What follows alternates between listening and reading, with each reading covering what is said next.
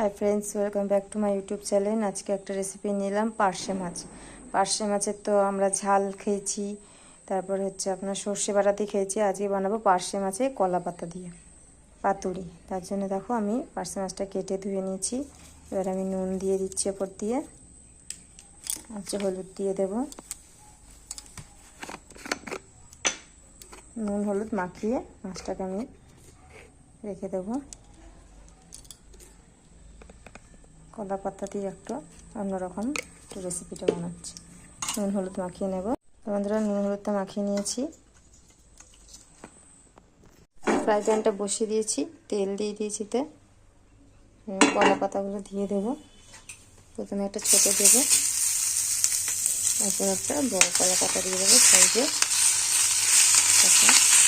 এইভাবে আমি কলা পাতাগুলোকে কেটে নেব। আমি আলু, পেঁয়াজ, টমেটো কেটে নিয়েছি। আলুগুলো আলু ভাজার মতো কেটে নিয়েছি। মাছগুলো দিয়ে দিয়েছি। এবার আমি একটা করে সব দিয়ে দেবো। নুন, আদা রসুন পেস্ট, লঙ্কার গুঁড়ো, হলুদের গুঁড়ো, জিরের গুঁড়ো, আদা রসুনের পেস্ট দিয়ে দিয়েছি। এবার তেল দিয়ে দেবো। তেল দিয়ে দিলাম, দিয়ে আমি এটাকে ম্যারিনেট করে নেব। কাঁচা মাছটাকে ম্যারিনেট করে নেব। দেখো মাখিয়ে নিয়েছি মশলাগুলো সব। ধনে পাতাটা দেবো পরে, হয়ে গেলে তার উপরে আমি ছড়িয়ে দেবো ধনে পাতাটা। দেখো এবারে আমি ফ্রাইং প্যানটার উপরে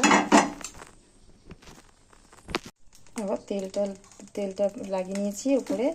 এরপর আমি এগুলো দিয়ে দেবো। প্রথমে আলুটা দেবো, আলু পেঁয়াজটা,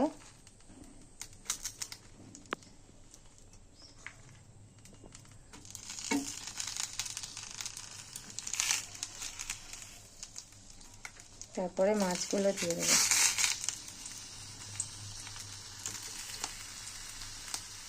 এভাবে আমি সবকটা সাজিয়ে নেব ভালোভাবে।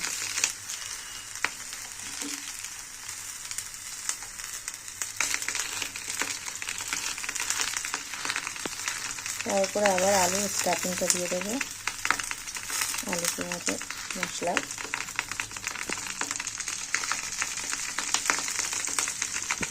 এভাবে আমি সবকটা সাজিয়ে নেব। ওপর দিয়ে আরেকটু আমি তেল দিয়ে দিয়েছি। নাহলে এভাবে তেল হবে না, তলাটা ধরে যাবে। ওপর থেকে আরও তেল দিয়ে দিচ্ছি সাইডগুলো। এরপর আর একটা কলা পাতা দিয়ে আমি ওপরে চাপা দিয়ে দেবো। একটু গরম মশলা দিয়ে দিচ্ছি ওপরে। গরম মশলাটা মাখিয়ে দিলে ভালো হতো, কিন্তু আমি ভুলে গেছি, তাই জন্য আমি ওপর দিয়ে গরম মশলাটা ছড়িয়ে দিচ্ছি। দেখো,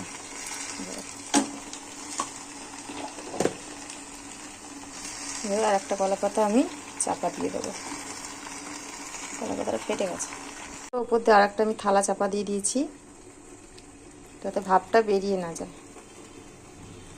ঢাকাটা খুলে একটু দেখবো আমি। দেখো, তুলে একটু দেখতে হবে।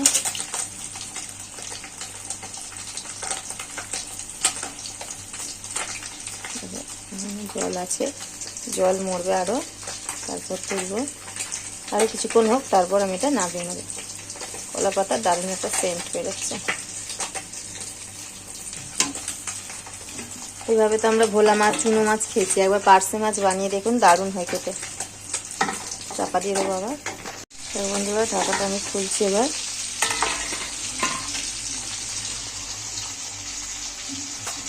দেখো হয়ে গেছে। সাইডে দেখো তেল দিয়ে ছেড়ে দিয়েছে। আলুগুলো সেদ্ধ হয়ে গেছে। দেখো আলু সেদ্ধ হয়ে গেছে।